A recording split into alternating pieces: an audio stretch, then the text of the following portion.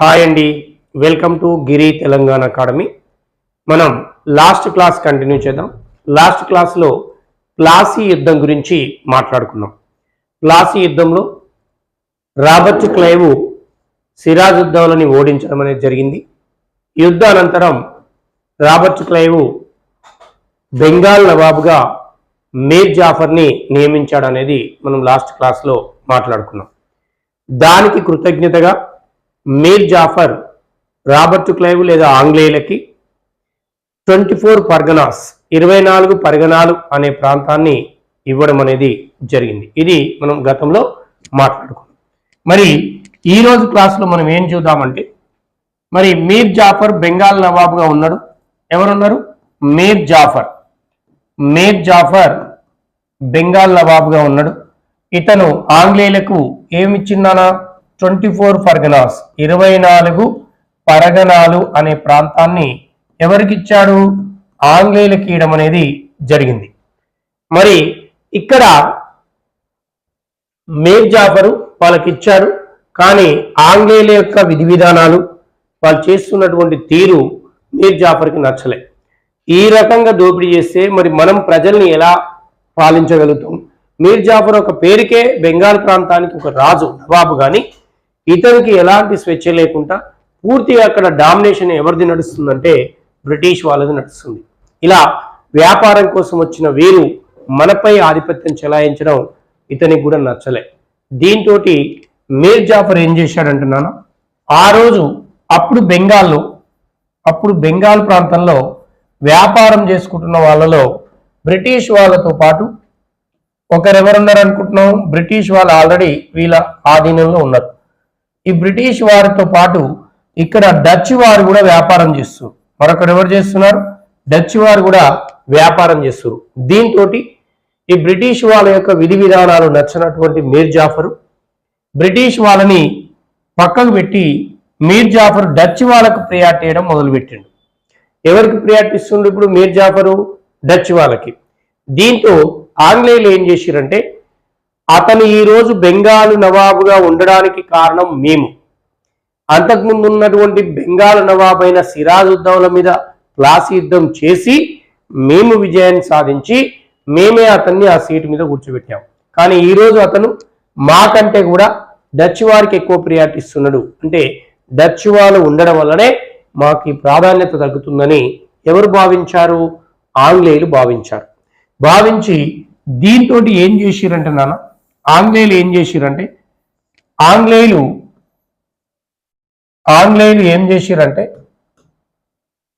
ఇప్పుడు 1759లో ఎప్పుడు 1759లో చిన్సూరా ప్రాంతం పేరు ఏం పేరు?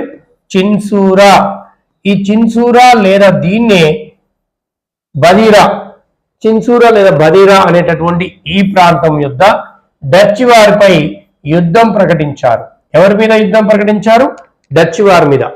చిన్సూరా లేదా బదేరా అనే ప్రాంతం వద్ద ఈ 1759లో బ్రిటిష్ వాళ్ళు డచ్ వారి మీద యుద్ధం ప్రకటించి, ఈ యుద్ధంలో మనం ఒకసారి చాలా శ్రద్ధగా వినండి, ఎగ్జామ్ పాయింట్ ఆఫ్ లో చాలా చాలా ఇంపార్టెంట్. ఈ బ్రిటిష్ వాళ్ళు వీరి మీద యుద్ధం ప్రకటించి ఏం చేశారంటే ఈ డచ్ వారిని ఓడగొట్టారు. అసలు ఈ యుద్ధ కారణం ఏంది గమనించరా? మీర్ జాఫరు నవాబ్ అయిన తర్వాత కొంతకాలానికి అప్పుడు నవాబ్ కాగానే 24 పరగణాలు బ్రిటిష్ వాళ్ళకి ఇచ్చిండు. Okay, clear. ఆ తర్వాత ఏమైందంటే ఇక్కడ ఆంగ్లేయుల యొక్క విధి విధానాలు నచ్చక ఇక తప్పని పరిస్థితిలో అక్కడే ఉన్నటువంటి డచ్ వారికి ఎక్కువ ప్రియారిటీ ఇవ్వడం మొదలుపెట్టిండు మీర్ జాఫర్. దీంతో ఇది సహించినటువంటి ఆంగ్లేయులు 1759లో చిన్సూరా లేదా బదేరా అన్న చిన్సూరా అన్న ఒకటేనన్న ఈ ప్రాంతంలో జరిగినటువంటి యుద్ధంలో బ్రిటిష్ వాళ్ళు ఆంగ్లేయులని డచ్ వారిని ఓడించారు. దీంతో ఈ యుద్ధానంతరం డచ్ వారు శాశ్వతంగా భారతదేశాన్ని వదిలి వెళ్ళిపోవడం అనేది జరిగింది.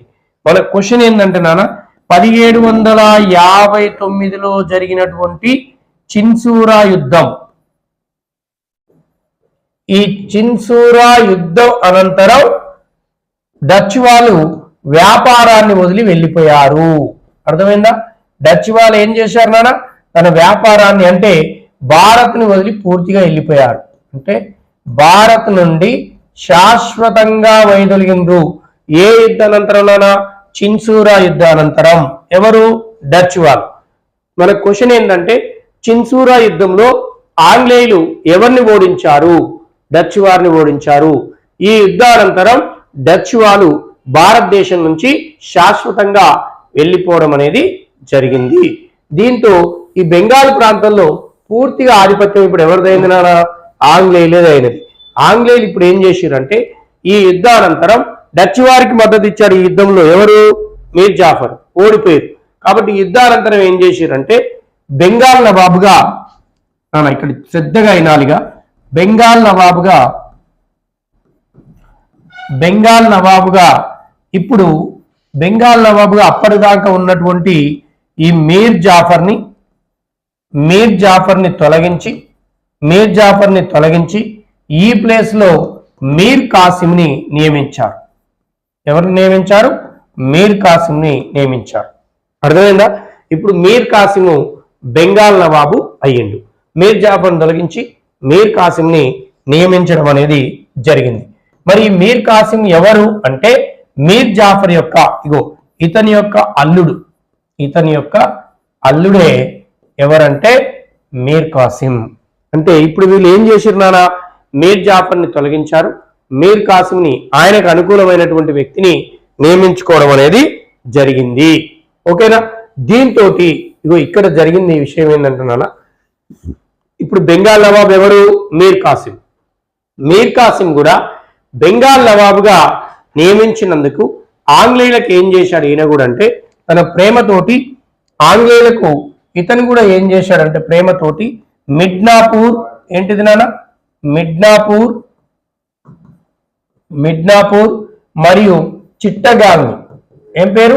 చిట్టగాంగ్. మిడ్నాపూర్, చిట్టగాంగ్ మొదలైన ప్రాంతాలని ఆంగ్లేయులకు ఇచ్చేయడం జరిగింది. ఎవరంటే మీర్ కాసిం. మీర్ జాఫర్ ఏమో 24 పరగణాలు ఇచ్చిండు. ఈ చిన్సూరా యుద్ధానంతరం మీర్ జాఫర్ని తొలగించి మీర్ కాసింని నవాబ్ చేసిరు ఆంగ్లేయులు. ఇప్పుడు మీర్ కాసిం ఏం చేశాడు? నవాబ్ అయిన ఆనందంలో మిడ్నాపూరు, చిట్టగాంగ్ మొదలైన ప్రాంతాలని ఎవరికి ఇచ్చారు నానా? ఆంగ్లేయులకు ఇవ్వడం అనేది జరిగింది. కానీ కొద్ది కాలంలోనే ఎక్కువ టైం తీసుకోలేదైనా అతి కొద్ది కాలంలోనే మీర్ కాసిం ఏమైందంటే కొద్ది కాలంలోనే అక్కడ ఉచిత వ్యాపార పత్రాలు, అంటే ఇక్కడ ఒక రకంగా మన భాషలో చెప్పుకోవాలంటే బ్రిటిష్ వాళ్ళు ఏం చేస్తున్నారంటే తను వ్యాపారం చేసేటప్పుడు ఎలాంటి ట్యాక్స్ చెల్లించట్లేరు. ఈ ఉచిత దస్తావేజీలను పంపించేసుకొని వ్యాపారం చేస్తారు. ఎందుకు ట్యాక్స్ చెల్లించట్లేరంటే ఈ ప్రాంతం యొక్క రాజునే, ఆ నవాబుని మేమే నియమిస్తున్నాం కదా, కాబట్టి ఇదంతా మా ఆంధ్వర్లోనే ఉంటుంది, మాదే అనే ఫీలింగ్ లో వీళ్ళు వ్యవహరిస్తారు. ఈ ఆంగ్లేయుల యొక్క వ్యవహార తీరు ఎవరికి నచ్చలే అంటే మీర్ కాసింకి నచ్చలే. ఇతని యొక్క వ్యవహార తీరు మీర్ కాసింకి నచ్చకపోవడం వల్ల ఇతను బ్రిటిష్ వాళ్ళకి యాంటీగా తన నియమాలు పాటించాడు.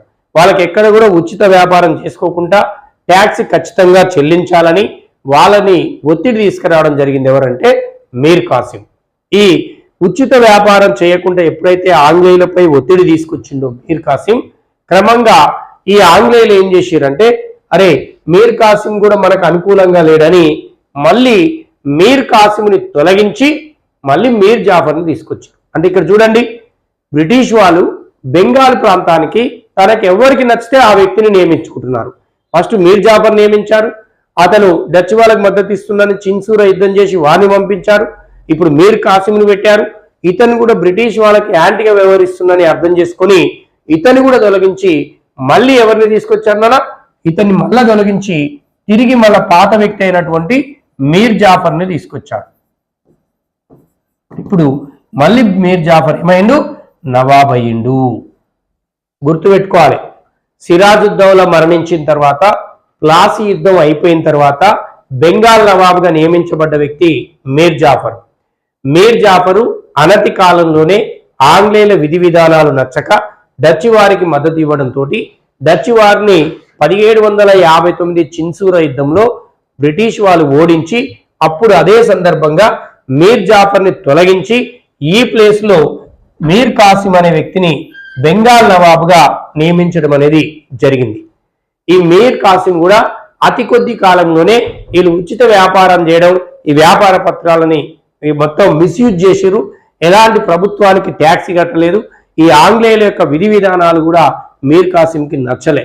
దీంతో మీర్ కాసిం ఆంగ్లేయులకు వ్యతిరేకంగా తన నియమాలు అంటే తన రూల్స్ విడుదల చేయడం జరిగింది. తన పద్ధతులన్నీ ఎవరికి యాంటీగా ఉన్నాయి? ఆంగ్లేయులకు వ్యతిరేకంగా ఉన్నాయి. దీంతో ఆంగ్లేయులు మనం నియమించినటువంటి ఏడు మనకే వ్యతిరేక నిర్ణయాలు తీసుకుంటుందని చెప్పి ఇప్పుడు మళ్ళీ ఏం చేశారంటే మళ్ళీ ఏం చేశారు? ఈ మీర్ కాసింని తొలగించి మళ్ళీ మీర్ జాఫర్ని నవాబు చేయడం అనేది జరిగింది. అంటే బెంగాల్ నవాబుగా ఇప్పుడు రెండవసారి మీర్ జాఫరు నియామకం కాబడిండు ఆంగ్లేయుల చేత. ఓకేనా? ఇది అర్థం కావాలి మీకు, ఎందుకంటే చాలా చాలా ఇంపార్టెంట్. ఇక గుర్తుపెట్టుకోవాలన్నా, నువ్వు సెంట్రల్ ఎగ్జామ్ రాస్తావా, స్టేట్ ఎగ్జామ్ రాస్తావా, ఆర్ఆర్బి రాస్తావా, సిజేఎల్ రాస్తావా, లేకపోతే స్టేట్ నిర్వహించే గ్రూప్ 1 రాస్తావా, గ్రూప్ 2 రాస్తావా, గ్రూప్ 3 రాస్తావా, లేదా పంచాయత్ సెక్రటరీ రాస్తావా, లేదా జీపీఓ రాస్తావా, లేదా గురుకులాలు రాస్తావా, ఏదైనా రాసుకోనా అన్ని ఎగ్జామ్లకి 100%గా ఆర్ఆర్బి రాస్తావా, ఏ ఎగ్జామ్లు రాసినా కూడా స్టేట్ కానీ సెంట్రల్ కానీ అన్ని ఎగ్జామ్లకి 100% క్వశ్చన్ పరంగా ఇంపార్టెంట్ ఏరియా క్వశ్చన్ ఏరియా ఏంటంటే ఈ ప్లాసీ బక్సార్ యుద్ధాలకు సంబంధించిన ఏరియా.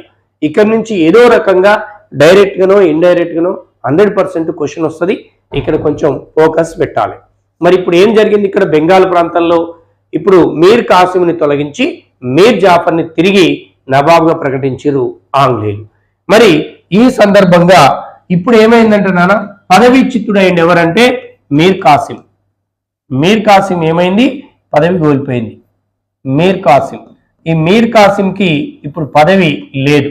ఈ పదవీచ్యుతుడైనటువంటి ఇతను ఏం చేసిందంటే ఎవరెవరైతే ఆంగ్లేయుల యొక్క టార్చర్కి గురవుతారో, ఆంగ్లేయుల వ్యతిరేకంగా తయారయ్యారో, ఆంగ్లేయుల విధి విధానాలు నచ్చినటువంటి వ్యక్తులు ఎవరు ఉండని ఒకసారి ఎంక్వైరీ చేసుకొని ఇతను నేరుగా ఎక్కడికి పోయిందంటే ఢిల్లీకి పోయిండు. ఢిల్లీని పరిపాలిస్తున్నది ఎవరు మొఘల్స్. ఎవరు పరిపాలిస్తున్నారు ఢిల్లీని? మొఘల్స్.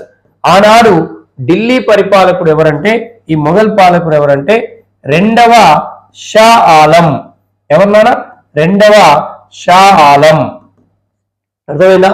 ఇతనితోటి దోస్తానం చేసిండు. మళ్ళీ ఇక్కడి నుంచి ఏం చేసిండంటే అయోధ్యకి వెళ్ళిండు. మళ్ళీ ఎక్కడికి వెళ్ళిండు అయోధ్య. ఈ అయోధ్య నవాబు ఈ అయోధ్య నవాబు అయినటువంటి సుజా ఉద్దౌలా. ఎవరైనా సుజా ఉద్దౌలా. ఈ సుజా ఉద్దౌలాని కూడా కలిసిండు. ఈ సుజా ఉద్దౌలాని ఈ రెండవ షాలవుని సంప్రదించింది ఎవరంటే మీర్ కాసిం. అర్థమైందా? ఇప్పుడు కాన్సెప్ట్ ఇక్కడ అర్థమైందా? పదవీచ్యుతుడైనటువంటి మీర్ కాసిము తను ఏదో రకంగా 100% ఎట్లయినా చేసి బ్రిటిష్ వాళ్ళ మీద ప్రతీకారం తీర్చుకోవాలి. అసలు వాళ్ళు ఎక్కడో వ్యాపారం కోసం వచ్చిన వీళ్ళు మన దేశంలో మన పైన పెత్తనం చెలాయించుడేంది, వాళ్ళకు నచ్చినట్టు మన పాలకుల్ని మార్చుడేంది, మన దేశంలో వారి యొక్క ఆధిపత్యం ఏంది, వాళ్ళని ఏదైనా చేసి ప్రతీకారం తీర్చుకోవాలి, వాళ్ళని భారతదేశం నుంచి పారదోలాలనే కాన్సెప్ట్ తోటి మీర్ కాసిం ఏం చేశాడంటే ఢిల్లీకి మరియు అయోధ్య ప్రాంతాలకు వెళ్ళి ఢిల్లీని పరిపాలించే మొఘలు రాజు అయినటువంటి రెండవ షా ఆలం తోటి చర్చలు జరిపిండు. అట్లనే అయోధ్య నవాబ్ అయినటువంటి సుజా ఉద్దౌలాతో కూడా చర్చలు జరిపిండు. ఈ చర్చల ఫలితంగా ఇలా ముగ్గురు కలిసి ఒక త్రికూటమి, ముగ్గురు ఒక కూటమిగా ఏర్పడడం అనేది జరిగింది. కాన్సెప్ట్ అర్థమైందిగా? క్లియర్గా వినాలి, శ్రద్ధగా ఎగ్జామ్ పాయింట్ ఆఫ్ లో మోస్ట్ ఇంపార్టెంట్. ఇప్పుడు ఏమైంది మీర్ కాసిం తర్వాత ఎవరెవరు ఇక్కడ గుర్తుపెట్టుకోవాలి. ఎవరెవరు అనేది మనకి ఇంపార్టెంట్ ఎగ్జామ్ పాయింట్ ఆఫ్ లో చూడాలి. ఒకరు ఎవరు? మీర్ కాసిం. మీర్ కాసిం తర్వాత ప్లస్ ఇంకెవరు? ఢిల్లీ రాజు అయినటువంటి రెండవ షా ఆలం. రెండవ షా ఆలం ప్లస్ అయోధ్య నవాబ్ అయినటువంటి సుజా ఉద్దౌలా. ఎవరు సుజా ఉద్దౌలా. సుజా ఉద్దౌలా. ఇగో వీళ్ళ ముగ్గురు కలిసి ఒక కూటమి ఏర్పడింది. వీళ్ళ ముగ్గురు ఏంటిది ఒక కూటమిగా ఏర్పడడం అనేది జరిగింది. వీళ్ళని రెండవ షాలం అంటే ఎవరు? మొఘల్ రాజు. సుజా ఉద్దౌలా అంటే ఎవరు? అయోధ్య నవాబు. మీర్ కాసిం ఎవరు? పదవీచ్యుతుడైనటువంటి బెంగాలు మాజీ నవాబు. వీళ్ళు ముగ్గురు ఇప్పుడు ఏం చేసిరంటే నాన్న, ముగ్గురు ఒక కూటమిగా ఏర్పడి వీరు వర్సెస్ ఎవరితోటంటే బ్రిటిష్ వారితోటి యుద్ధం చేశారు. ఎవరితోటి యుద్ధం చేశారు నాన్న? బ్రిటిష్ వారితో. ఆ రోజు ఎవరు బ్రిటిష్ అధికారి అంటే హెక్టార్ మన్రో. ఎవరైనా? Hector Munro. ఎవరినారా? Hector Munro. ఈ హెక్టార్ మన్రో అనే బ్రిటిష్ అధికారి వీళ్ళు యుద్ధం చేయడం అనేది జరిగింది. కాన్సెప్ట్ అర్థమైందా? ఇప్పుడు మనోడు పదవీచ్యుతుడు కావడంతో మొఘల్ చక్రవర్తి అయిన రెండవ షాలముని కలుపుకున్నాడు. తర్వాత షుజావుద్దౌలా అయోధ్య నవాబుని కలుపుకొని ఒక త్రికూటమిగా ఏర్పడి దీన్నే స్వదేశీయుల కూటమి అంటాం. ఏమంటాం దీన్ని? స్వదేశీ కూటమి. స్వదేశీ చక్రవర్తుల కూటమి. స్వదేశీ చక్రవర్తుల కూటమి. గుర్తుపెట్టుకోవాలి, అడుగుతారు ఎగ్జామ్లో. స్వదేశీ చక్రవర్తుల కూటమిలో ఎవరెవరు ఉన్నారు? మీర్ కాసిం, రెండో షాలం, షుజావుద్దౌలా. వీళ్ళ ముగ్గురు ఒక టీముగా అయ్యి ఇక్కడ ఆనాడు బ్రిటిష్ వాళ్ళతోటి ఈ హెక్టార్ మన్రో తోటి యుద్ధం చేయడం అనేది జరిగింది. ఈ యుద్ధం ఏంటంటే బక్సార్ యుద్ధం. ఈ యుద్ధం ఏంది నాన్న? బక్సార్ యుద్ధం. ఎప్పుడు జరిగింది? 1764 అక్టోబర్ 22న ఈ యుద్ధం జరగడం అనేది జరిగింది. ఓకేనా? ఇప్పుడు మన క్వశ్చన్ ఏంది? బక్సార్ యుద్ధం జరగడానికి దారితీసిన పరిస్థితులు అంటే మీర్ కాసిం ని పదవీచ్యుతం చేయడం, తద్వారా మీర్ కాసిం ఆంగ్లేయులకు వ్యతిరేకంగా ఉన్నటువంటి మొఘల్ చక్రవర్తిని అలాగే అయోధ్య నవాబు తోటి చర్చలు జరిపి స్వదేశీ రాజులు ఒక కూటమిగా ఏర్పడడం. దీంతో 1764 అక్టోబర్ 22వ తారీఖున బక్సార్ ప్రాంతంలో యుద్ధం జరిగింది. ఈ బక్సార్ ప్రాంతంలో జరిగినటువంటి యుద్ధం కాబట్టి దీన్ని బక్సార్ యుద్ధం అని అన్నాము. మరి ఈ యుద్ధంలో మన స్వదేశీ రాజులు స్వదేశీ కూటమి ఓటమి పాలు కావడం అనేది జరిగింది. ఇది మన యొక్క మైనస్. ఎవరు ఓడిపోయినారా యుద్ధంలో? ఈ యుద్ధంలో ఓడిపోయినటువంటి వాళ్ళెవరు? మన స్వదేశీ చక్రవర్తుల కూటమి. అంటే విజయం సాధించినోడు ఎవరంటే వీడు. ఈ విక్టార్ మన్రో గాడే విన్ అయిండు, అంటే విజయాన్ని సాధించడం అనేది జరిగింది. అర్థమైందా? ఇక్కడ కాన్సెప్ట్ అర్థమైందా? ఇక్కడ ఒక బిట్టు ఏంటంటే స్వదేశీ కూటమి ఈ బ్రిటిష్ అధికారి అయిన హెక్టార్ మన్రో పైచేయి సాధించి మన వాళ్ళు ఓడిపోవడం అనేది జరిగింది ఈ యుద్ధంలో. Okay, clear? Shall I clean this? అర్థమైందిగా కాన్సెప్ట్ ఏందనేది. ఈ యుద్ధం ఎందుకు వచ్చిందో, దారితీసిన పరిస్థితుల గురించి మాట్లాడినాం మనం. యుద్ధంలో ఎవరు విజయం సాధించారో మాట్లాడినాం. Okay, clear? ఇప్పుడు మన కాన్సెప్ట్ ఏంటంటే ఈ యుద్ధం ఎక్కడ జరిగింది అనేది కూడా గతంలో అడిగిన ప్రశ్న. ఈ బక్సార్ యుద్ధం గంగా నది ఒడ్డున జరిగింది. ఎక్కడ జరిగింది నాన్న? గంగా నది ఒడ్డున. మన క్వశ్చన్ ఏంటంటే ఈ బక్సార్ అనే గ్రామం ఎక్కడుంది అన్నట్టు, అంటే గంగా నది ఒడ్డున ఉంది. అందుకనే గంగా నది ఒడ్డున జరిగింది యుద్ధం. మనం లాస్ట్ క్లాస్ లో చెప్పుకున్నటువంటిది ఇక్కడ ఒకసారి రాస్తాం మీ ఐడియా కోసం. ప్లాసీ యుద్ధం. ఈ ప్లాసీ యుద్ధం కూడా ఏ నది ఒడ్డున జరిగింది అన్నాడు ఒకసారి. ఇది భగీరథి నది ఒడ్డున జరిగింది. ఏ నది నాన్న? భగీరథి నది ఒడ్డున ఈ యుద్ధం జరిగింది. అంటే ఇదేమో భగీరథి నది ఒడ్డున, బక్సార్ ఏమో గంగా నది ఒడ్డున. క్వశ్చన్ అడిగినాను, ప్లీజ్ గుర్తుపెట్టుకోవాలి. ప్లాసీ యుద్ధం జరిగింది భగీరథి నది ఒడ్డున, బక్సార్ యుద్ధం జరిగింది గంగా నది ఒడ్డున. ఈ రెండు యుద్ధాలలో కూడా ఆంగ్లేయుల పైచేయి సాధించడం అనేది జరిగింది. Okay, clear? మరి ఈ యుద్ధం ఏ సంధితో ముగిసింది అని అడిగిండు గతంలో ప్రశ్న. ఏ యుద్ధము? బక్సార్ యుద్ధం. బక్సార్ యుద్ధం. ప్లాసీ యుద్ధానికి సంధి లేదు. ఎందుకు? ప్లాసీ యుద్ధం యొక్క పాలకుడైనటువంటి సిరాజుద్దౌలా మరణించిండు, అక్కడ హత్య గావించబడిండు మీర్ జాఫర్ కొడుకైన మిరాన్ చేత. కాబట్టి దానికి సంధి లేదు. ఇక్కడ వీళ్ళు ఓడించి సంధి చేసుకున్నారు. మరి బక్సార్ యుద్ధం ఏ సంధితో ముగిసింది అనేది గతంలో అడిగిన ప్రశ్న.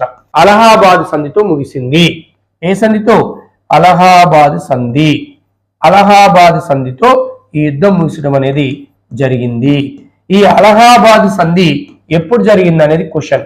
1765లో. ఓకేనా? బక్సార్ యుద్ధంలో ఆంగ్లేయులు పైచేయి సాధించారు. ఈ యుద్ధము అలహాబాద్ సంధితో ముగిసింది. 1765లో ఈ సంధి జరిగింది. మరి ఈ సంధి ప్రకారంగా ఏంటిది ఇక్కడ జరిగింది అని అంటే, ఈ సంధి ప్రకారంగా ఏంటంటే నాన్న, ఇక్కడ మొఘల్ పాలకుడైన ఎవరు? మొఘల్ పాలకుడైన చాలా ఇంపార్టెంట్ మొఘల్ పాలకుడైన రెండవ షాలంకి ఈ సంధి ప్రకారంగా రెండవ షాలంకి ప్రతి సంవత్సరం ఒక సంవత్సరానికి 26 లక్షలు ఎంత 26 లక్షలు పెన్షను మంజూరు చేయబడింది. అంటే ఇక్కడ అర్థమైంది, ఆంగ్లేయులు ఎప్పుడైతే ఇక్కడ విజయం సాధించారో మొఘల్ చక్రవర్తికి ఏం చేసిరంటే, బాబు నువ్వు ఇక నుంచి నీకు సర్వాధికారాలు లేవు, ఓడిపోయిందిగా ఇప్పుడు, ఇక నుంచి నీవు ఢిల్లీకి లేదా మొఘల్కి నామమాత్రమైన పాలకునివే, నీవు దాని మీద సర్వ హక్కులు మాయే ఉంటాయి, నువ్వు ఏమైనా నామమాత్రమైన పాలకునివే, నీ అవసరాల కోసం ఒక సంవత్సరానికి ఒక వార్షికానికి ఒక సంవత్సరానికి నీకు 26 లక్షల పెన్షన్ ఇస్తాము అని ఈ సంధి ప్రకారంగా ఒప్పందం కుదిరింది. మనకు అడిగే క్వశ్చన్ ఏంటంటే, మొఘల్ చక్రవర్తులకు పెన్షన్ ఆంగ్లేయుల నుంచి పెన్షన్ తీసుకునేటటువంటిది ఏ సందర్భంగా వాళ్ళ డీల్ కుదిరింది, లేదా ఏ సంధి ప్రకారంగా మొఘల్ చక్రవర్తులు పెన్షన్ హోల్డర్లుగా మారినారు అంటే అలహాబాద్ సంధి ప్రకారంగా పెన్షన్ హోల్డర్గా మారడం జరిగింది మొఘల్ చక్రవర్తి. ఇప్పుడు ఈ మొఘల్ చక్రవర్తికి ఈ సంధి ప్రకారంగా ఏంది నానా 26 లక్షల పెన్షన్ అందుతుంది. ఎప్పటికీ ఒక సంవత్సరానికి, ఎప్పటికి నానా ఒక 1 ఇయర్కి, ఒక సంవత్సరానికి 26 లక్షల పెన్షన్ ఇస్తారు. అలా ఆంగ్లేయుల చేత పెన్షన్ తీసుకోబడిన తొలి చక్రవర్తి ఎవరంటే రెండవ షా ఆలం. గుర్తుపెట్టుకోవాలని ఎట్లా అడగొచ్చు అని ఇష్టం. ఏ సంధి ప్రకారంగా పెన్షన్ హోల్డర్ గా మారిరంటేనేమో అలహాబాద్ సంధి. ఎంత పెన్షన్ ప్రారంభంలో అంటే 26 లక్షలు. 26 లక్షలు ఎన్ని రోజుల కంటే ఒక సంవత్సరానికి. తర్వాత తొలి పెన్షన్ అందుకున్న మొఘల్ చక్రవర్తి ఎవరంటే రెండవ షా ఆలం. ఇది లెక్క. అర్థమైందా? కాన్సెప్ట్ అర్థమైంది కదా. ఇక దీంతో పాటుగా మరి సుజావుద్దౌలా ఉన్నాడు. మరొకరు ఎవరు ఉన్నారా? అయోధ్య నవాబైన సుజావుద్దౌలా ఏ ప్రాంత నవాబైన అయోధ్య నవాబైన సుజావుద్దౌలా.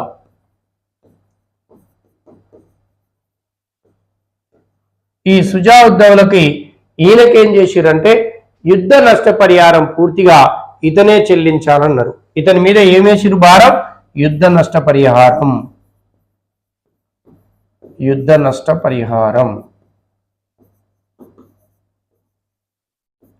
ఈ యుద్ధ నష్టపరిహారం ఎవరు చెల్లించాల్సి వచ్చిందంటే అయోధ్య నవాబ్ అయినటువంటి సుజావుద్దౌలా చెల్లించాల్సి వచ్చింది. యుద్ధ నష్టపరిహారం ఎవరి మీద వేసినారా? అయోధ్య నవాబ్ అయిన సుజావుద్దౌలా మీద యుద్ధ నష్టపరిహారం. సుజావుద్దౌలా యుద్ధ నష్టపరిహారం ఇతని మీద వేసారు. దీనికి ఎంత చెల్లించాలన్నారంటే 50 లక్షల రూపాయలు. ఎంత యుద్ధ నష్టపరిహారంగా ఎంత చెల్లించమన్నారు? 50 లక్షల రూపాయలు. 50 లక్షల రూపాయలు నాన్న చాలా చాలా ఇంపార్టెంట్. యుద్ధ నష్టపరిహారం మొత్తం అయోధ్య రాజు అయినటువంటి సుజావుద్దౌలా మీద వేసిరు. ఆ వేసింది ఎంత అంటే 50 లక్షల రూపాయలు. ఇతను 50 లక్షల రూపాయలు కట్టిండు. దీంతో పాటు మరొక భూభాగం వదులుకున్నాడు. ఏ భూభాగం వదులుకున్నాడని క్వశ్చన్. కారా భూభాగం పేరేం పేరు? కారా. ఈ కారా అనేటటువంటి భూభాగాన్ని వదులుకోవాల్సి వచ్చింది. కారా అనేటటువంటి భూభాగాన్ని వదులుకున్నాడు ఎవరంటే సుజావుద్దౌలా. ఇక్కడ వినండి, మొఘల్ చక్రవర్తి ఏమో పూర్తిగా అంత సర్వాధికారం బ్రిటిష్ వాళ్ళు తీసుకొని నామమాత్రమైన చక్రవర్తిని చేసి ఆయనని పెన్షన్ హోల్డర్ గా మార్చి సంవత్సరానికి 26 లక్షలు పెన్షన్ ఇస్తామని ఈయనతో సంతకం పెట్టించుకురు. ఇక అయోధ్య నవాబైన సుజావుద్దౌలాతో ఏం చేసిరంటే, సుజావుద్దౌలని నువ్వు యుద్ధ నష్టపరిహారం మొత్తం కట్టించాలి. అది ఎంత జరిగిందంటే 50 లక్షలు. 50 లక్షలు డబ్బులు వసూలు చేసిరు. అట్లాగనే కారా అనే ఒక భూభాగాన్ని కూడా లాక్కురు వీరి నుంచి. ఏ భూభాగంలోనా? కారా. ఈ కారా అనే భూభాగాన్ని లాక్కొని ఇప్పుడు ఏం చేసిరంటే ఆ కారా అనే భూభాగాన్ని ఆంగ్లేయులు తీసుకురు. వాళ్ళకి ఏం చేసుకుంటారు? ఆ భూభాగాన్ని ఏం చేసిరంటే మొఘల్ రాజ్యంలో కలిపేసిరు. ఏం చేసిరు?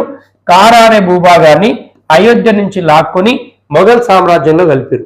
ఎందుకు మొఘల్లో కలిపారంటే మొఘల్ సామ్రాజ్యం మొత్తం పూర్తి అధికారం ఇప్పుడు ఆంగ్లేయులే కదా. అక్కడున్న రాజు కేవలం పెన్షన్ హోల్డరే కాబట్టి ఆ కారా భూభాగం వాళ్ళ దగ్గర కలిపినా ప్రాబ్లం లేదు. అట్లా ఇక్కడ నష్టం ఇది జరిగింది. అలహాబాద్ సంధి ద్వారా కారా అనే భూభాగాన్ని కోల్పోయిన చక్రవర్తి లేదా నవాబు అంటే అయోధ్య నవాబు సుజావుద్దౌలా.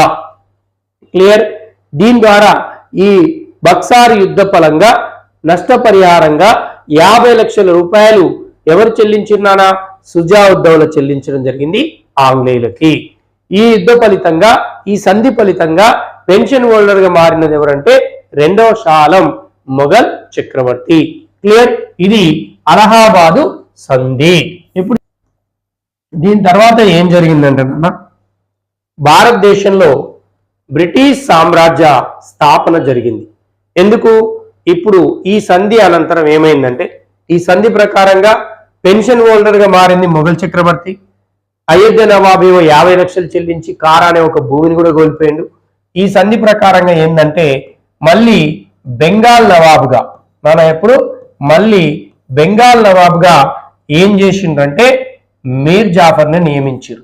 అంటే మీర్ జాఫరు బెంగాల్ నవాబుగా కొనసాగినాడు. ఓకేనా? ఈ సంధి అనంతరం బెంగాల్ నవాబుగా ఎవరు కొనసాగిరంటే మీర్ జాఫర్ కొనసాగడం అనేది జరిగింది. అత్యంత very very very important point ఒకటి ఉంది. ఏంటంటే ఈ సంధి తర్వాత బెంగాల్ ప్రాంతంలో చాలా ఇంపార్టెంట్ గుర్తుపెట్టుకోవాలి. బెంగాల్ ప్రాంతంలో ద్వంద్వ పరిపాలన విధించబడింది. ఏ పరిపాలన? ద్వంద్వ పరిపాలన విధించబడింది. ద్వంద్వ పరిపాలన విధించబడింది. అడుగుతాడు, ఏ యుద్ధానంతరం బెంగాల్ ప్రాంతంలో ద్వంద్వ పరిపాలన వచ్చింది అంటే బక్సార్ యుద్ధానంతరం. ఏ సంధి అనంతరం బెంగాల్ ప్రాంతంలో ద్వంద్వ పరిపాలన వచ్చింది అంటే అలహాబాద్ సంధి అనంతరం. మరి బెంగాల్లో వచ్చిన ఈ ద్వంద్వ పరిపాలన ఏందో ఒకసారి చూద్దాం. ఇక్కడికి వెళ్ళి తరచుగా ప్రశ్న పడుతుంది. మామూలుగా ఎప్పుడు ఎగ్జామ్ లో పాయింట్ లో చాలా ఇంపార్టెంట్. బెంగాల్లో వచ్చినటువంటి ద్వంద్వ పాలన, ద్వంద్వ పరిపాలన, ఇది క్వశ్చన్ ఏరియా, చాలా చాలా ఇంపార్టెంట్. ద్వంద్వ పరిపాలన అన్నాను. ఈ ద్వంద్వ పరిపాలన అంటే ఏంటంటే ఇది ఒకటి వచ్చేసి అధికారాలని, ఈ ద్వంద్వ పరిపాలనలో భాగంగా బెంగాల్ యొక్క అధికారాలని రెండు భాగాలుగా విడగొట్టారు. ద్వంద్వ రెండుగా విడగొట్టారు. ఒకటి దివానీ అధికారాలు, ఒకటి ఏంది నాన్న దివానీ అధికారాలు, ఒకటి వచ్చేసి దివానీ అధికారాలు, మరొకటి వచ్చేసి నిజామత్ అధికారాలు. ఏంటిది నాన్న? నిజామత్ అధికారాలు.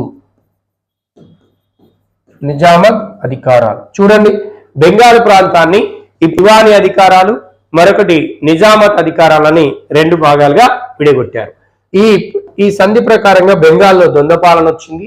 ఈ ద్వంద్వ పాలనలో దివానీ అధికారాలు, నిజామత్ అధికారాలను రెండు భాగాలు విడగొట్టారు. మరి దివానీ అధికారాలు అంటే ఏంటంటే భూమి శిస్తు ఇతరతర ట్యాక్సీలని వసూలు చేయడం. భూమి శిస్తు అంటే రాబడి, రెవెన్యూ సంబంధించినటువంటి రాబడికి సంబంధించిన అధికారాలని దివానీ అధికారాలు అన్నాం. మరి నిజామత్ అధికారాలు అంటే ఏంటంటే పాలన, పరిపాలన. ఈ పరిపాలనకు సంబంధించిన దాన్ని నిజామత్ అధికారాలు అంటారు. మరి ఇక్కడ ఏం జరిగింది నాన్న? దివానీ అధికారాలు, నిజామత్ అధికారాలు అన్నాం. ఈ రెండు రకాలుగా విడగొట్టిరని చెప్పినాం. ఇక్కడ ఏం జరిగిందని ఒకసారి చూస్తే ఈ భూమి శిస్తు రెవెన్యూ ఉందిగా నాన్న, ఇదేమో బ్రిటిష్ వారు తీసుకున్నారు. ఎవరి ఆధీనంలో ఉంటది? ఇది బ్రిటిష్ వారి ఆధీనంలో ఉంటది. ఈ నిజామత్ ఎవరికి ఉపజెప్పారంటే మన బెంగాల్ నవాబుకు ఉపజెప్పారు. అంటే నవాబు ఆధీనంలో ఉంటది. అంటే అర్థమైందా? రాబడి మొత్తం బ్రిటిష్ వాళ్ళు తీసుకున్న తర్వాత మరి పరిపాలన చేయాలంటే ఈయనకు ఖర్చులకు కావాలిగా, ఎట్లా పరిపాలిస్తాడు అంటే ఇక్కడ ఇంకోటి విధించారు. ఏం విధించారంటే ఇక్కడ ఏం చేసిర్రు, మరి రాబడి ట్యాక్స్ అంతా వీలే వసూలు చేసుకుంటారు కాబట్టి, ట్యాక్స్ మొత్తం వీలే వసూలు చేసుకుంటారు కాబట్టి బెంగాల్లో పాలన కోసం, చూడండి చాలా ఇంపార్టెంట్ ఇవన్నీ, బెంగాల్లో పాలన కోసం ఒక సంవత్సరానికి 52.8 శ్రీఆర్ కోట్లు, 52.8 కోట్ల రూపాయలు ఈ బెంగాల్కి ఒప్పజెప్పడం అనేది జరుగుతుంది. ఎవరంటే ఈ బ్రిటిష్ వాళ్ళు. అంటే ఏం చేసిర్రు ఇక్కడ? మళ్ళొకసారి ద్వంద్వ పాలన విధించిర్రు. దివానీ, నిజామత్ అనే రెండు అధికారాలు చేసిర్రు. దివానీ అంటే ట్యాక్సెస్ వసూలు చేయడం, అంటే రెవెన్యూకి సంబంధించింది. ఇది బ్రిటిష్ వాళ్ళ ఆధీనంలో ఉంచుకురు. నిజామత్ అనేది నవాబుకు ఒప్పజెప్పిరు. నిజామత్ అంటే ఏంటంటే పరిపాలన చేయడం. మరి నవాబ్ పరిపాలన చేయాలంటే ఆర్థికంగా కావాలి కదా, వచ్చిందంతా వారి దగ్గరికే పోతుంది కాబట్టి మరి ఇది ఎట్లా అనే దానికి ఆన్సర్ ఇచ్చారు. ఏమని? సంవత్సరానికి 52.8 కోట్ల రూపాయలు ఆంగ్లేయులు నవాబుకి ఇస్తారు. దీంతో ఆయన ఆ సంవత్సర పరిపాలనని ఎల్లదీయాలి. ఇది ఆనాడు చేసినటువంటి డిసైడ్. అర్థమైందా? ద్వంద్వ పరిపాలన. ఇప్పుడు ఏమైంది నాన్న, దీంతో మన వాళ్ళు ఏం చేయాలి, 52.8 కోట్ల రూపాయలు ఇస్తే ఆ నవాబుగా ఉన్న వ్యక్తి తీసుకొని ప్రజెంట్ ఇక్కడ మీర్ జాఫర్ ఉండి ఇప్పుడు ఈ సంధి జరిగేటప్పుడు ఆ మీర్ జాఫర్కి ఇస్తారు ఆంగ్లేయులు. ఏంటిది, 1 ఇయర్కి 52.8 కోట్ల రూపాయలు. ఆ 52.8 కోట్ల రూపాయలు ఆయన తీసుకొని దాంతో ఆయన పరిపాలన చేయాల్సిన పరిస్థితి వస్తుంది. మరి వాస్తవానికి ప్రజాపాలన చేయాలంటే ఆ డబ్బులు సంవత్సరానికి సరిపోవు. మరి మొఘల్ చక్రవర్తికి 26 లక్షలు ఇచ్చారు. అక్కడ పాలన ఏం లేదు, ఆయన బతకడానికి. అది ఆ పూర్తిగా అదంతా ఎవరి ఆధీనంలో ఉందంటే బ్రిటిష్ ఆధీనంలో. ఇక్కడ నవాబును పెట్టిరు, అధికారాలు 2 చేసిర్రు. ఇలా ఒప్పచెప్పడం జరిగింది బెంగాల్లో. అర్థమైందా? మన క్వశ్చన్ ఎన్నోసార్లు అడిగిండు. బెంగాల్లో ద్వంద్వ పరిపాలనకు కారణం తీసినటువంటి సంధి అన్నా అలహాబాదే, కారణమైనటువంటి యుద్ధం అన్నా బక్సార్ యుద్ధమే. ఎట్లెట్లా అనేది గుర్తుపెట్టుకోవాలి, చాలా చాలా ఇంపార్టెంట్. అయితే ఇక్కడ ఈ బెంగాల్లో ఏం జరిగిందంటే నాన్న, బెంగాల్ ప్రాంతంలో ఏం జరిగిందంటే 1770లో తీవ్ర కరువు వచ్చింది. తీవ్ర కరువు రావడం అనేది జరిగింది. తీవ్రమైన కరువు వచ్చింది 1770లో బెంగాల్ ప్రాంతంలో. మరి పాలకుడు ఉన్నాడు. ఈ పాలకుడు ఈ నవాబు ఉన్నాడు కదా, ఈ నవాబుకు ఇచ్చేది ఎంత వాళ్ళు సంవత్సరానికి 52.8 కోట్లు. ఈ 52.8 కోట్ల రూపాయలతోటి ఈ కరువు నివారణ చర్యలు చేయడంలో విఫలమైండు. అంటే కరువు అరికట్టలేకపోయిండు, డబ్బులు లేవు కదా. ఆ 52.8 కోట్లతోటే ఆ ప్రాంతంలో కరువు నివారణ చర్యలు చేపట్టాలంటే అది అసాధ్యమైన పని. దీంతో ఈ కరువు సంభవించిన సమయంలో ఇక్కడ ఏమైందంటే నాన్న, ఈ కరువు సంభవించడంతో ఈ బెంగాల్ ప్రాంతంలో 1/3 వంతు ప్రజలు, గుర్తుపెట్టుకోవాలి, 1/3 వంతు ప్రజలు ప్రాణాలు కోల్పోవడం జరిగింది. ప్రజలు ఏం చేశారు, మరణించారు. ఎట్లా, కరువుతోటి తట్టుకోలేక మరణించడం అనేది జరిగింది. ఎంతమంది, 1/3. ఎప్పుడు వచ్చిన కరువు, 1770లో. ఎక్కడొచ్చింది, బెంగాల్లో. మరి రాజు ఏం చేస్తుండు, కరువు వచ్చినప్పుడు ప్రజలు కాపాడాలి కదా, కానీ రాజుకి ఇచ్చే డబ్బులు ఆ కాపాడడానికి సరిపోలే. అంటే దీంతో బెంగాల్ ప్రాంతంలో ద్వంద్వ పరిపాలన విధానం మీద అత్యంత భయంకరం పీక్ స్థాయికి వెళ్ళిపోయింది. విమర్శలు, ప్రజలు ఎవరికి యాంటీగా మారి లేదంటే బ్రిటిష్ వారికి యాంటీగా మారింది. చాలా అత్యంత ఘోరమైనటువంటి ఈ 1/3 వంతు ప్రజలు చనిపోయారంటే చూడండి నాన్న, ఇంట్లో 10 మంది ఉన్నారంటే ఆల్మోస్ట్ 3 లేదా 4 మంది చనిపోవడం జరిగింది. దీంతో ప్రజల కోపానికి, ఆగ్రహానికి గురయ్యేది ఎవరంటే బెంగాల్, అక్కడ ఉన్నటువంటి ఆంగ్లేయులు. వీళ్ళు పెట్టినటువంటి ద్వంద్వ పరిపాలన విధానం వల్లనే ఈనాడు ఈ కరువుని నుంచి కాపాడలేకపోయిన నవాబు. దాంతో ఇంతమంది ప్రజలు ప్రాణాలు అర్పించుకోవాల్సిన పరిస్థితి ఏర్పడింది. ఇట్లాంటి సమయంలో బెంగాల్ గవర్నర్ గా నియమించబడ్డటువంటి వ్యక్తి ఎవరంటే వారన్ హేస్టింగ్స్. అర్థమైందా? కాన్సెప్ట్ అర్థం కావాలి. బెంగాల్ గవర్నర్ గా నియమించబడ్డాడు. ఈ కరువు, ఈ సిచ్యువేషన్ బెంగాల్లో ఇట్లా ఉన్నప్పుడు బెంగాల్ గవర్నర్ గా వచ్చినటువంటి వ్యక్తి ఎవరంటే వారన్ హేస్టింగ్స్. ఎవరు వచ్చారు, వారన్ హేస్టింగ్స్. ఈ వారన్ హేస్టింగ్స్ బెంగాల్ గవర్నర్ గా వచ్చిండు. వచ్చే వరకు ఇక్కడ ఉన్న పరిస్థితులు అంతా చూసిండు. ఓర్నీయమ్మ, ఈ ద్వంద్వ పరిపాలన మీద ఎంత దారుణంగా అంటే అంత ఊహించిన దానికంటే 2-3 రెట్లు ఎక్కువగా తీవ్రమైనటువంటి వ్యతిరేకత వచ్చింది ప్రజల్లో. ఎమ్మటే వారన్ హేస్టింగ్స్ రాగానే ఎప్పుడు వచ్చింది, 1772లో రావడం అనేది జరిగింది బెంగాల్ గవర్నర్ గా. బెంగాల్ గవర్నర్ గా రావడానికి 2 ఏళ్ల ముందే తీవ్ర కరువు వచ్చింది 70లో. దాంతో 1/3 వంతు ప్రజలు మరణించి బెంగాల్లో వ్యతిరేక జ్వాలలు ఇంపడినాయి. ఎమ్మటే వారన్ హేస్టింగ్స్ ఏం చేసిండంటే నాన్న, బెంగాల్ గవర్నర్ గా రాగానే చేపట్టిన తొలి చర్య ఏంటంటే ద్వంద్వ పరిపాలన రద్దు. అర్థమైందా? ద్వంద్వ పరిపాలన రద్దు చేస్తున్నట్టు ప్రకటించాడు. ఇది ఈయన చేసిన ఫస్ట్ పని, రద్దు చేశాడు. దీంతో అక్కడ ప్రజల్లో కొంచెం శాంతించడం అనేది జరిగింది. అంటే వారన్ హేస్టింగ్స్ ఏం చేశాడు, రాగానే ఈ బెంగాల్లో విధించినటువంటి ఈ ద్వంద్వ పరిపాలన ఏం చేసిందనా, రద్దు చేశాడు. మరి రద్దు చేసి బెంగాల్లో ఏం చేశాడు, ద్వంద్వ పరిపాలన రద్దు చేసి బెంగాల్ ప్రాంతాన్ని రద్దు చేసినాక ఈ బెంగాల్ని ఏం చేసిందంటే ఇక నవాబ్ అనే పదవిని క్యాన్సిల్ చేసి బెంగాల్ని పూర్తిగా బ్రిటిష్ సామ్రాజ్యంలో విలీనం చేశాడు. ఏం చేశాడు? బ్రిటిష్ సామ్రాజ్యంలో విలీనం. గుర్తుపెట్టుకోవాలి, చాలా ఇంపార్టెంట్. అప్పటిదాకా ద్వంద్వ పరిపాలన ఉంది, తీవ్ర కరువు రావడం జరిగింది, 1/3 వంతు ప్రజలు మరణించారు, దీంతో వ్యతిరేక జ్వాల ఎక్కువగా వినపడింది. అట్లాంటి సిచ్యువేషన్లో బెంగాల్ గవర్నర్గా వచ్చినటువంటి వ్యక్తి వారన్ హేస్టింగ్ బెంగాల్ గవర్నర్గా రాగానే తొలిసారిగా చేపట్టిన చర్య ఏంటంటే బెంగాల్లో ఉన్నటువంటి ద్వంద్వ పరిపాలన రద్దు చేసి ఈ బెంగాల్ ప్రాంతాన్ని ఏం చేసిందంటే ఈ నవాబు వ్యవస్థను కూడా తీసేసి బెంగాల్ని పూర్తిగా బ్రిటిష్ సామ్రాజ్యంలో విలీనం చేయడం అనేది జరిగింది. ఇది ఎవరు చేశారు నానా? వారన్ హేస్టింగ్ చేయడం అనేది జరిగింది. మరి ఈ బెంగాల్ ప్రాంతంలో ఈయన వారన్ హేస్టింగ్ ఇప్పుడు ఏం చేశాడు? బెంగాల్ని తీసుకుపోయి బ్రిటిష్ సామ్రాజ్యంలో విలీనం చేశాడు. దీంతో మరి బెంగాల్ ప్రాంతానికి చిట్ట చివరి నవాబు ఎవరని గతంలో ప్రశ్న అడిగిండు. అంటే ఈయన విలీనం చేసేటప్పటికీ బెంగాల్లో ఉన్నటువంటి నవాబు ఎవరు? చివరి నవాబు అంటే మనం అడిగిండు క్వశ్చన్ గతంలో, చివరి నవాబు ఎవరు? చివరి నవాబు ఎవరంటే ముబారక్ ఉద్దౌలా. ఎవరు నానా? ముబారక్ ఉద్దౌలా. చివరి నవాబు ఎవరంటే ముబారక్ ఉద్దౌలా నవాబు ఉన్నప్పుడే వారన్ హేస్టింగ్ బెంగాల్లో ఉన్న ద్వంద్వ పరిపాలన రద్దు చేసి బెంగాల్ ప్రాంతాన్ని పూర్తిగా బ్రిటిష్ సామ్రాజ్యంలో విలీనం చేయడం అనేది జరిగింది. Okay, clear.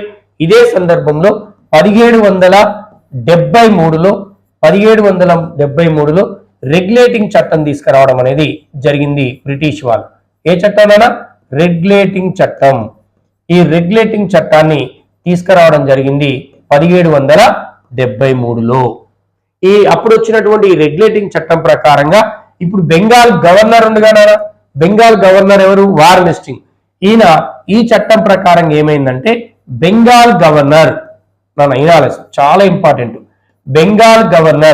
ఈ బెంగాల్ గవర్నర్ పదవి కాస్త ఏమైందంటే బెంగాల్ గవర్నర్ జనరల్ గా మారింది.